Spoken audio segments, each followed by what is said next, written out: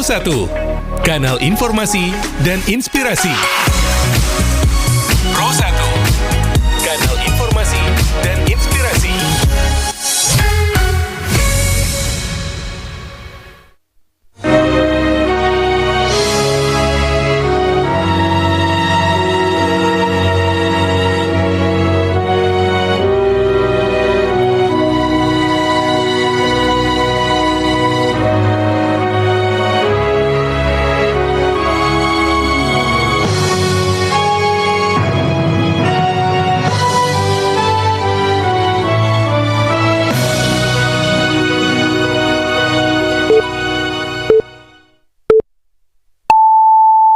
Selamat siang pendengar, untuk mengawali perjumpaan siang hari kami sampaikan sari berita utama.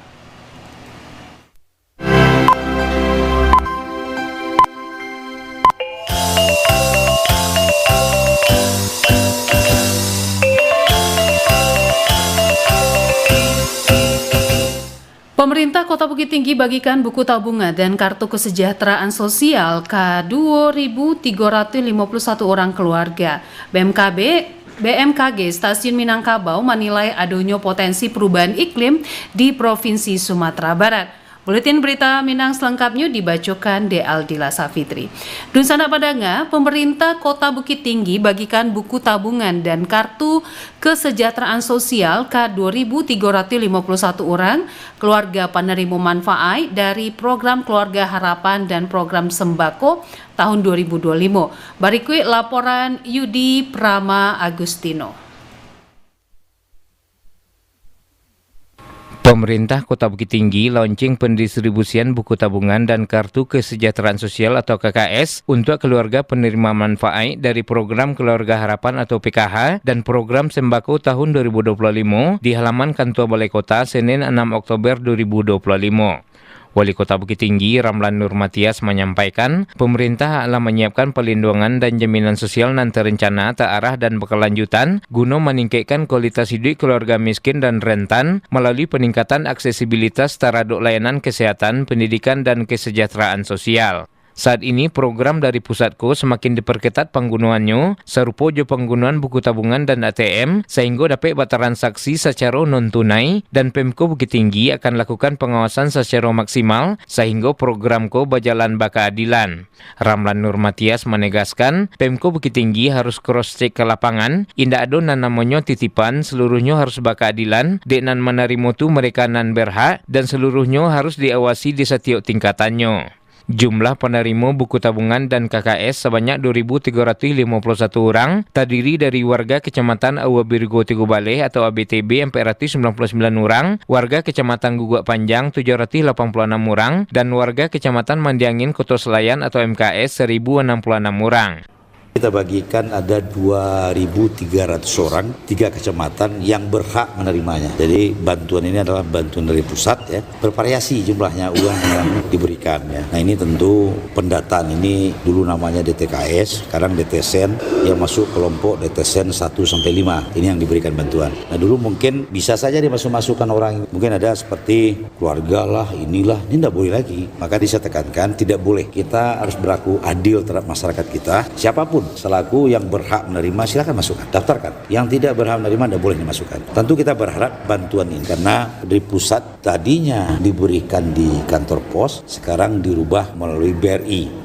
Ramlan Nurmatias menambahkan, jumlah keluarga penerima manfaat atau KPM dari program Keluarga Harapan atau PKH sekota Bukit Tinggi sebanyak 2.558 orang, jo total bantuan triwulan 3 sebesar 2 miliar rupiah lebih untuk program sembako diberikan kepada 5.185 warga sekota Bukit Tinggi, jo total bantuan sebanyak 3,1 miliar rupiah lebih. Total bantuan yang diserap selama tahun 2025 berjumlah 15 miliar rupiah lebih dan program bantuan sosial sesuai jo visi Bukit Tinggi Gemilang jo program mengembangkan sistem perlindungan sosial dan berkeadilan dalam mendukung pengentasan kemiskinan dan meningkatkan kesejahteraan keluarga jo bantuan pangan dan dukungan finansial. Yudi Prama Agustino melaporkan.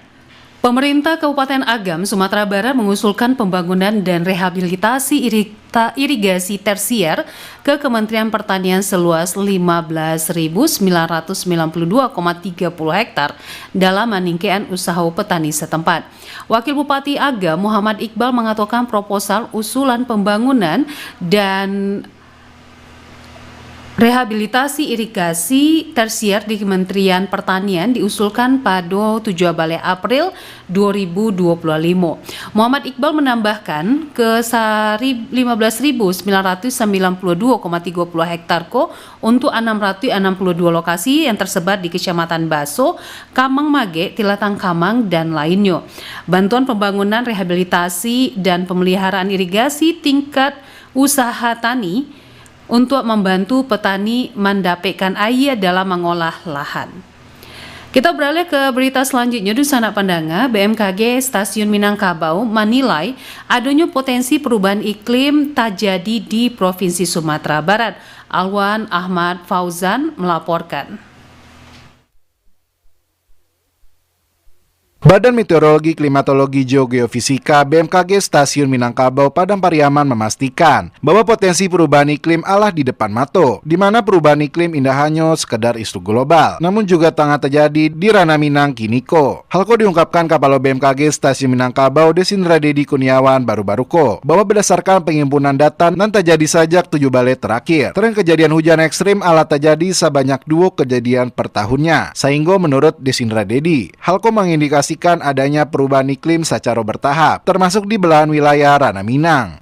Sumatera Barat itu, untuk tren suhu aja itu sudah naik sekitar 0,8 derajat Celcius per tahunnya. Itu baru saya petakan berarti dari 2007 sampai 2024 ya. Kemudian yang perlu lagi adalah tren kejadian hujan ekstrim atau hujan sangat lebat. Itu juga ada peningkatan juga. Jadi per tahun juga ada peningkatan 2 kejadian. Ini mengindikasikan memang adanya perubahan iklim. Guna mengantisipasi perubahan iklim, Desiner Dedi memastikan pihak BMKG Stasiun Minangkabau akan melakukan sejumlah inovasi job pelayanan langsung ke masyarakat, seperti mengejarkan peranan informasi perubahan iklim secara berkala atau real time melalui sosial media jo aplikasi Info BMKG. Kemudian mengencarkan peranan fungsi Sekolah Lapang Iklim SLI ataupun Sekolah Lapang Cuaca Nelayan SLCN secara berkala. Harapannya adalah jadi masyarakatnya sangat luas ya. Ya. Jadi kami dari BMKG itu sudah pertama melalui tadi sarana-sarana media sosial, kemudian juga sarana-sarana akademik seperti sekolah, universitas. Kami juga berupaya juga langsung ke masyarakat dengan sekolah lapang tadi itu. Jadi kami melakukan kegiatan mengundang masyarakat baik nelayan, petani, kemudian relawan juga kita undang. Tujuannya apa? Agar mereka juga mendapatkan edukasi, literasi secara langsung, dan edukasi secara langsung. Karena dengan begitu mereka akan memahami terkait juga nanti climate change seperti apa, dampaknya seperti apa, kemudian mitigasinya seperti apa. Dan yang paling penting adalah real action-nya itu. Real action itu nggak perlu yang besar tumur-muluk. Mungkin dari skup yang paling kecil, dari dia di lingkungannya sendiri. Dia bisa menjaga lingkungannya sekitar, menjaga ekosistem yang ada di sekitar, dan bagaimana agar lingkungan itu tetap baik, kemudian tidak terjadi kerusakan. Dengan menerapkan upaya literasi jo mitigasi terhadap perubahan iklim dan tepai sasaran, dikatakan Kapalo BMKG Stasiun Minangkabau itu, seindahnya potensi perubahan iklim dan dapat terjadi sewaktu-waktu di Sumatera Barat, seindahnya dapat dikenalikan secara berkelanjutan. Alwan Ahmad Fauzan melaporkan. Palang Merah Indonesia Kabupaten Pasaman Barat tarik meningkatkan pembinaan Palang Merah Remaja, Korps Sukarela, Tanago Sukarela, dan cakupan donor darah sukarela dalam upaya penyediaan darah di daerah itu dan kegiatan kemanusiaan lainnya. Ketua PMI Pasaman Barat Risnawanto mengatakan untuk mewujudkan PMI Nantanggua, jo menebarkan kebaikan kapadona membutuhkan PMI butuh dukungan semua pihak.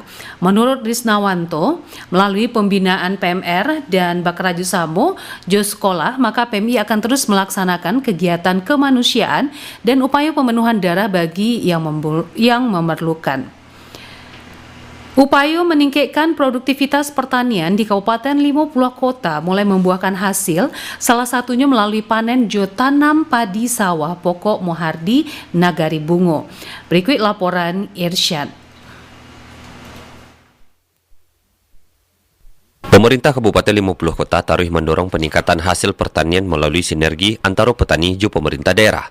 Salah satu wujudnya terlihat dalam kegiatan panen jo tanam padi sawah pokok murah dan dilaksanakan oleh kelompok tani Pantai Cermin Jorong Tanjung Tengah Negari Mungo di Kecamatan Luak. Kegiatan itu dihadiri oleh Bupati Kabupaten 50 Kota Safni bersama Kepala Dinas Pertanian serta pejabat lainnya. Dari program itu, hasil uji coba panen pada peta ubin berukuran 2,5 kali 2,5 meter menunjukkan peningkatan produksi dari rata-rata 4,6 ton menjadi 6 ton per hektar. Program sawah pokok murah jo bajak gratis tentunya ditujukan untuk membantu masyarakat dalam menekan biaya tanam. Bupati Safni Sikumbang menyampaikan apresiasi terhadap karya karya para petani dan berhasil meningkatkan hasil panen melalui kolaborasi jo semangat gotong royong. Bupati jo menegaskan komitmen pemerintah daerah dalam mendukung sektor pertanian melalui bantuan alat, penyuluhan, jo kebijakan dan berpihak kepada petani. Menurut Bupati, keberhasilan menjadi bukti bahwa kemandirian jo sinergi dapat mewujudkan pertanian dan efisien jo produktif. Bismillahirrahmanirrahim. Assalamualaikum warahmatullahi wabarakatuh. Kami berada di Kenagarian Mungo Jorong Tanjung Tengah, kelompok tani Pantai Cermin. Ini adalah panen pemula. Mudah-mudahan ini bisa memudahkan dari segi biaya terhadap masyarakat kita bercocok tanam padi. Karena setelah kita uji biaya pupuk yang pertama, kita bisa kurang 50% dari yang biasa. Tadi kami tanya sama ibu-ibu di sini kelompok tani, biasanya mengeluarkan biaya 100.000 untuk beli pupuk. Hari ini cuma 40.000. Jadi kita sudah dari segi kos 60% kita dimudahkan. Mudah-mudahan ini bisa kita realisasikan di seluruh jorong dan nagari yang ada di sini. Kegiatan panen jo tanam padi di Nagari Mungo itu sekaligus mempertegas komitmen daerah dalam memperkuat ketahanan pangan jo kesejahteraan petani di Kabupaten 50 Kota. Irsyad melaporkan. Komisi Pemilihan Umum KPU Kabupaten Agam melakukan 4 kali atau ampe triwulan dalam rekapitulasi pemuktahiran data pemilih berkelanjutan agar data menjadi akurat. Koordinator Divisi Perencanaan Data dan Informasi KPU Agam, Lizawati Fitri mengatakan rekapitulasi dilakukan pada April, Juli, Oktober, dan Desember. Lizawati Fitri menambahkan data merupakan data dari Kementerian Dalam Negeri dan diolah oleh petugas setelah data di lapangan atau masukan dari beberapa pihak, baik Bawaslu maupun masyarakat. Diawali juga kegiatan membaca nyaring komunitas Bubui Baco Book Club, Rapa, Sarato Padang Panjang, Zerowas, kumpulkan 16 kilogram sampah dan 9 liter minyak jelantah di wilayah Padang Panjang. Berikut laporan Nofri.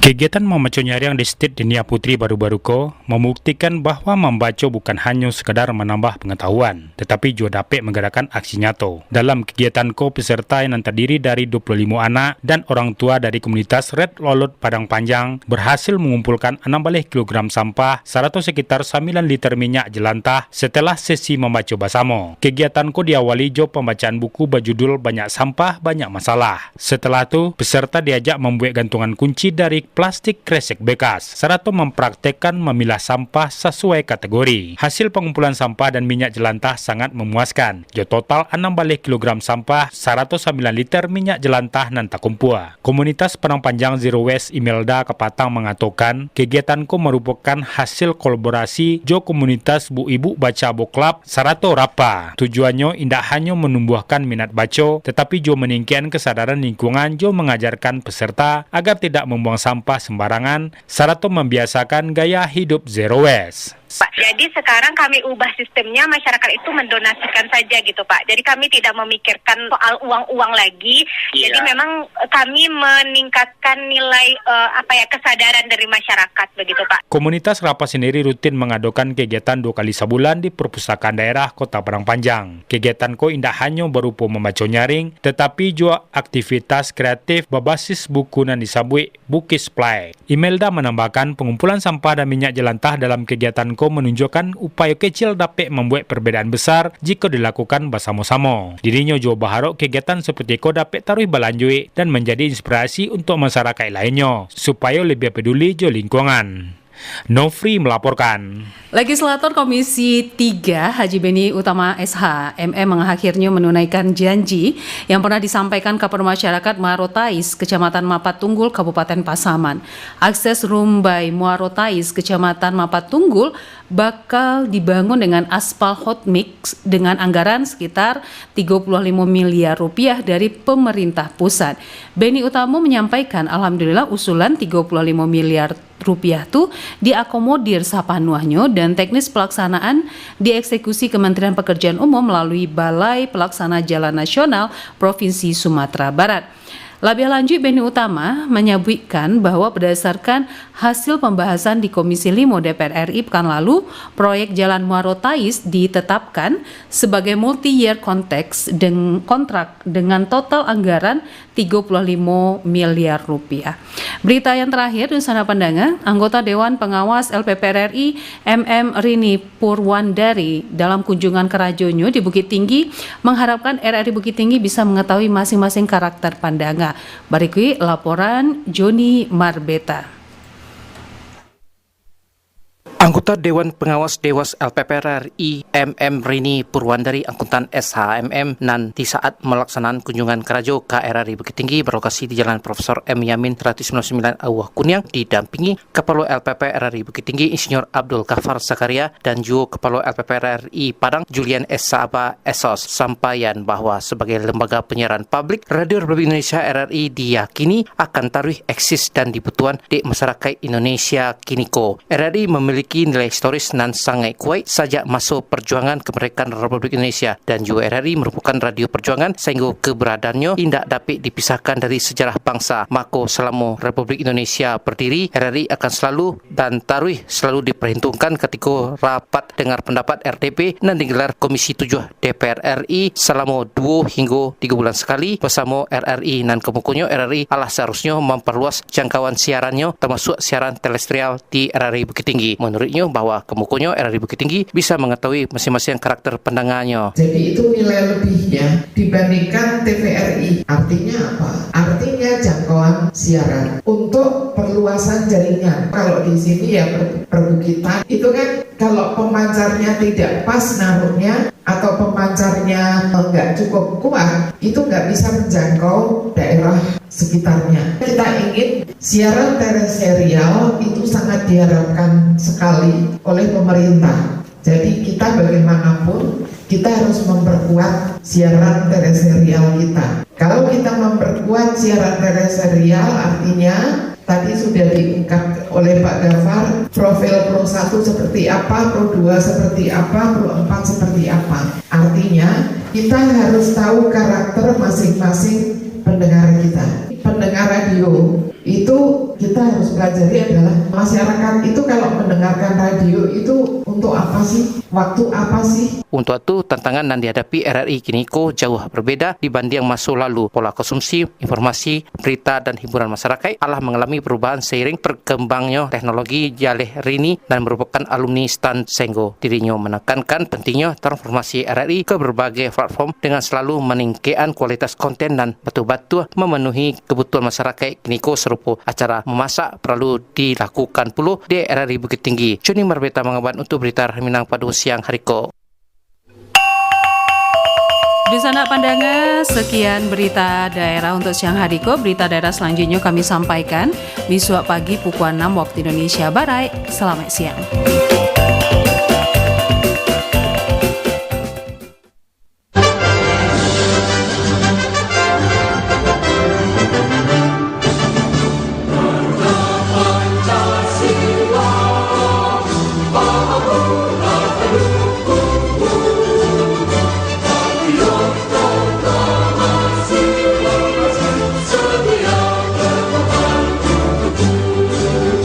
Pancasila